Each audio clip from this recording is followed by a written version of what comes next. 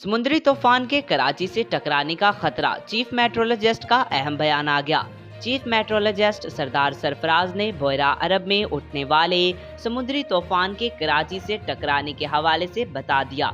तफसीलात के मुताबिक बोयरा अरब में उठने वाला समुद्री तूफान इस वक्त कराची से तकरीबन 200 किलोमीटर दूर है और 60 से 70 किलोमीटर फी घंटा की रफ्तार से बढ़ रहा है और आज शाम तक शुमाल मशरकी बोयरा अरब और महलका सिंध के साहिली पट्टी में दाखिल हो सकता है। चीफ मेट्रोलॉजिस्ट सरदार सरफराज ने इस हवाले से बताया कि तूफान का रुख साउथ वेस्ट की जानिब है और कराची और सिंध की साहिली पट्टी का मुमकिना तूफान के टकराने का कोई अमकान नहीं, ताहम इसके असरात से सिंध भर में बारिशें होंगी।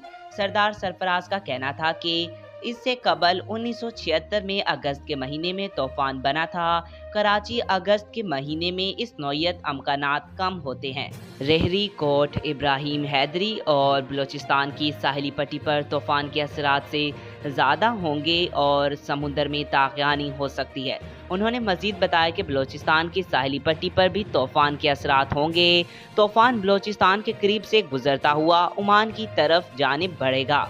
आज तक इतना ही। मजीद ऐसी मालूमाती वीडियो देखने के लिए हमारे चैनल को सब्सक्राइब करें।